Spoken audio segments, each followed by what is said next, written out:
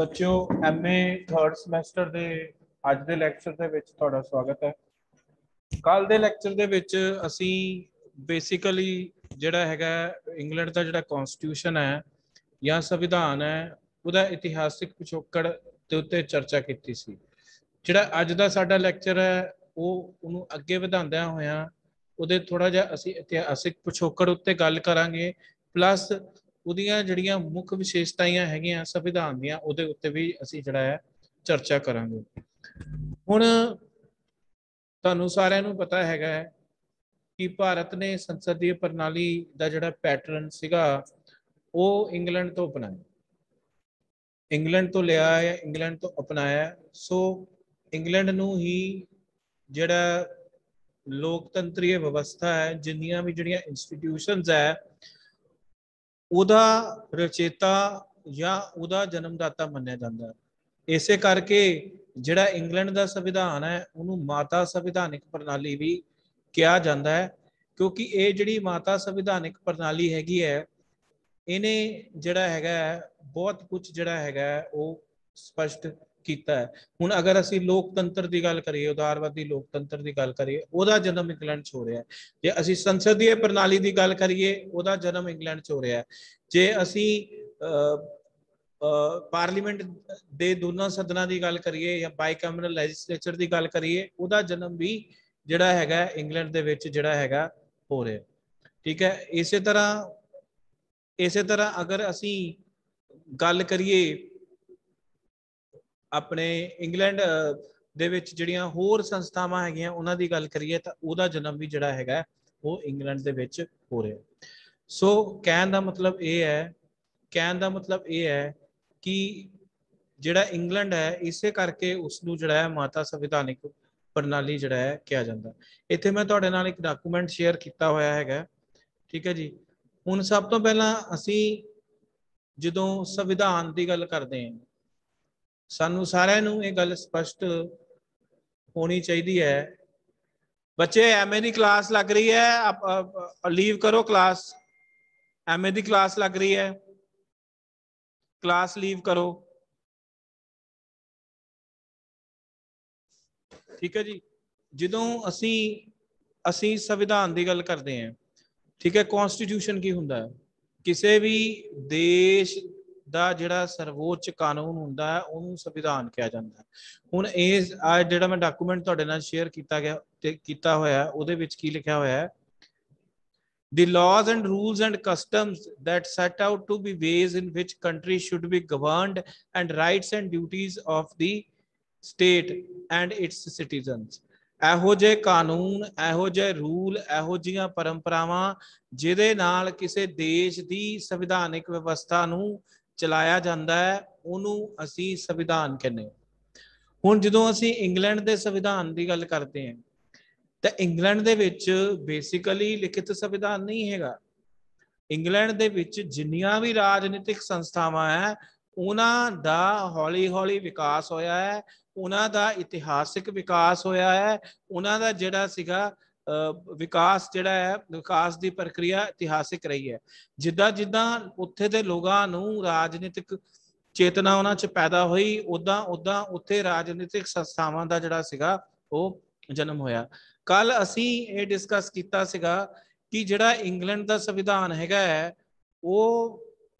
ਉਹਦਾ ਵੱਖ-ਵੱਖ ਪੀਰੀਅਡਸ ਦੇ ਵਿੱਚ, ਵੱਖ-ਵੱਖ ਕਾਲਖੰਡਾਂ ਦੇ ਵਿੱਚ, ਅਗਰ ਟਿਊਡਰ ਪੀਰੀਅਡ ਦੀ ਗੱਲ ਕਰੀਏ, ਅਗਰ ਅਸੀਂ ਸਟੀਵਰਟ ਪੀਰੀਅਡ ਦੀ ਗੱਲ ਕਰੀਏ, ਅਗਰ ਹੋਰ ਕਿਸੇ ਕਾਲ ਦੀ ਗੱਲ ਕਰੀਏ, ਉਹਦੇ ਵਿੱਚ ਜਿਹੜਾ ਰਾਜਤੰਤਰੀ ਵਿਵਸਥਾ ਸੀ ਉਹਦਾ ਸਵਰੂਪ ਬਦਲਦਾ ਗਿਆ।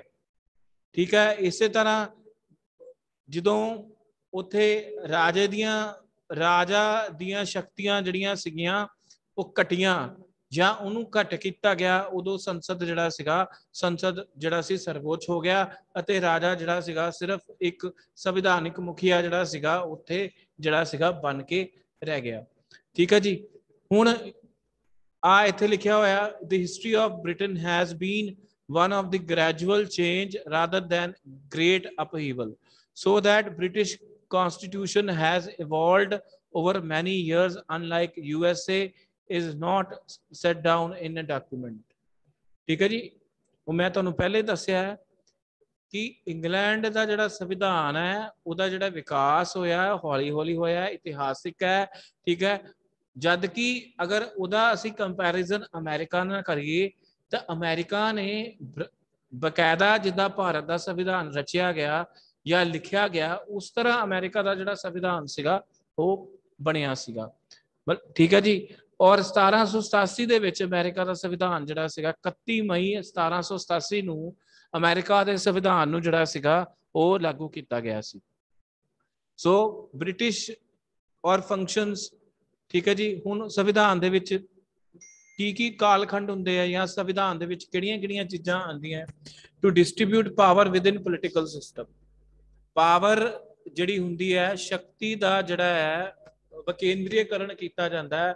पोलिटिकल सिस्टम दे विच शक्ति हुंदी है, जिद्दां मतलब असीं गल करिए सरकार की गल करिए तो सरकार दे जिहड़े है 3 ऑर्गनस हुंदे, कार्यपालिका, विधानपालिका ते न्यायपालिका।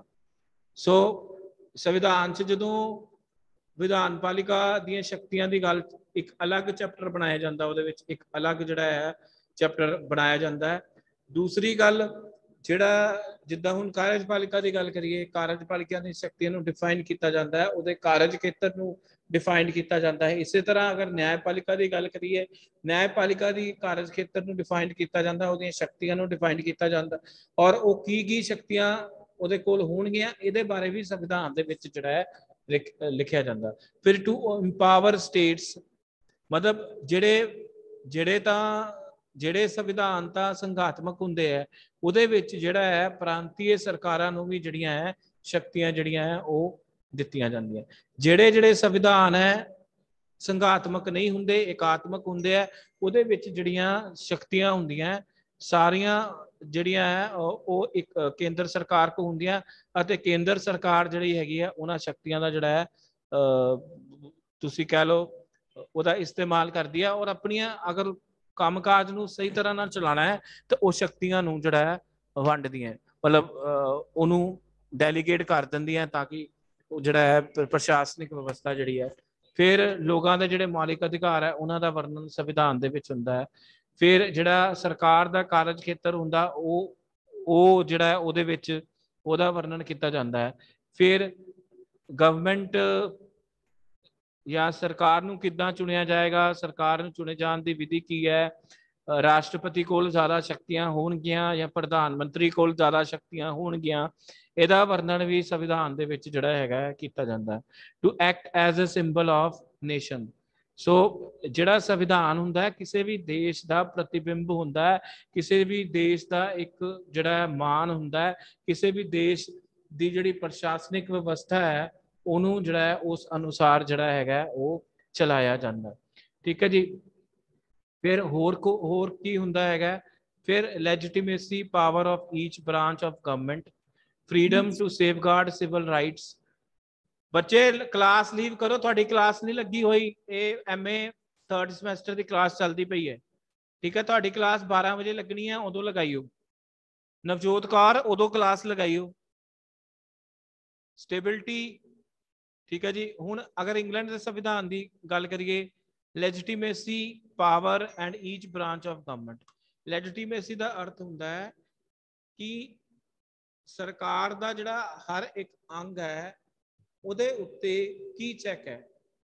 एक अंग दूसरे अंग दीयां शक्तियां दी वरतों तां नहीं कर रहा, एक अंग जिहड़ा है दूसरे अंग दीयां शक्तियां नूं प्रभावित तां नहीं कर रहा, उहनूं जिहड़ा है वो तां नहीं कर रहा, ठीक है जी। फिर स्टेबिलिटी, फिर जिहड़ा है सरकार दी जिहड़ी स्टेबिलिटी हुंदी है उहदी गल भी संविधान दे विच। फिर लिमिटेड चैक्स एंड बैलेंसिस की हैगे, लिमिटेड गवर्नमेंट है, ठीक है जी, ठीक है जी। हुण अगर इंग्लैंड के संविधान की असीं गल करिए, इंग्लैंड दे विच भारत वर्गी व्यवस्था है। इंग्लैंड कोई डिफरेंट नहीं हैगा, भारत वर्गी व्यवस्था है। उत्थे भी लोकतंत्र चल रहा है, उत्थे भी लोगों नूं जिहड़ा किसी बिना भेदभाव ते वोट पाउण दा अधिकार मिलिया होया है।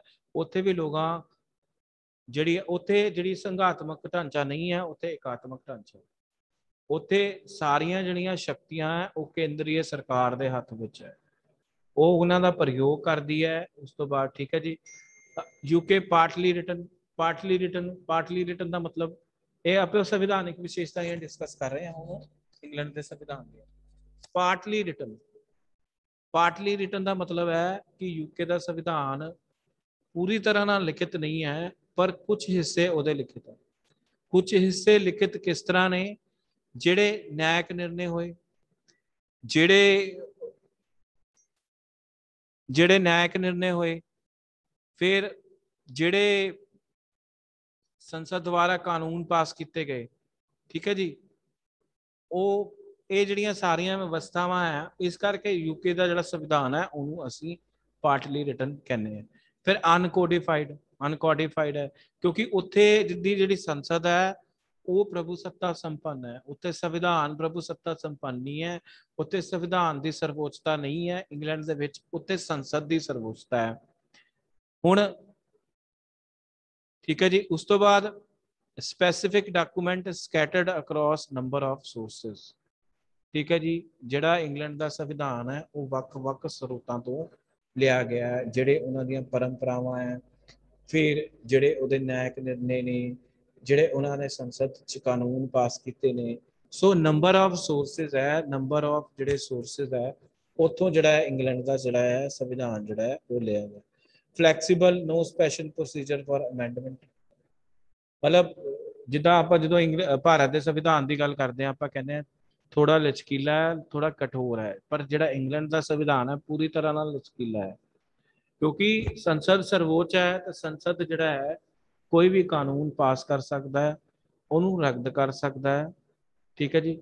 पर एक इंपॉर्टेंट चेंज होया 2009 ਦੇ ਵਿੱਚ कि इंग्लैंड ਦੇ ਵਿੱਚ ਜਿਹੜਾ ਹੈ ਸੁਪਰੀਮ ਕੋਰਟ ਦੀ ਜਿਹੜੀ ਹੈ ਸਥਾਪਨਾ ਕੀਤੀ ਗਈ ਹੈ। ਇਹ ਸਾਨੂੰ ਅੱਗੇ ਚੱਲ ਕੇ ਵੇਖਣਾ ਪਊਗਾ ਕਿ ਉੱਥੇ ਦੀ ਜਿਹੜੀ ਨਿਆਂਪਾਲਿਕਾ ਹੈ ਉਹਨੂੰ ਨਿਆਇਕ ਪੁਨਰੀਖਣ ਦੀ ਸ਼ਕਤੀ ਦਿੱਤੀ ਗਈ ਹੈ ਜਾਂ ਨਹੀਂ ਹੈ।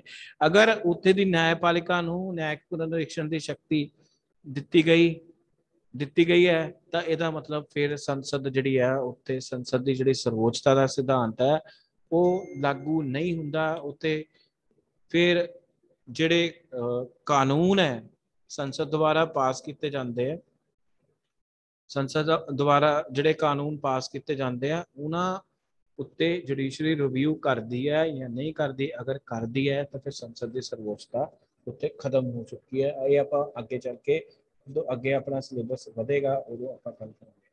ਫਲੈਕਸੀਬਲ, ਅੱਛਾ, ਫਿਰ ਯੂਨਿਟੀ ਸਵਰਨਿਟੀ ਐਕਸਰਸਾਈਜ਼ਡ ਬਾय, ਇਹ ਮੈਂ ਤੁਹਾਨੂੰ ਦੱਸਦਾ, ਠੀਕ ਹੈ ਜੀ, ठीक है। अगर अमेरिका के कॉन्स्टिट्यूशन की आप गल करिए फैडरल है, संघी है। जे इंग्लैंड के संविधान की गल करिए, संविधानिक ढांचे की गल करिए तो वो एकात्मक है।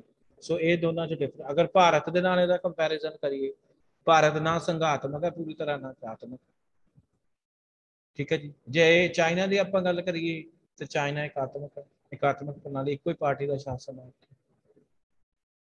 ठीक है जी।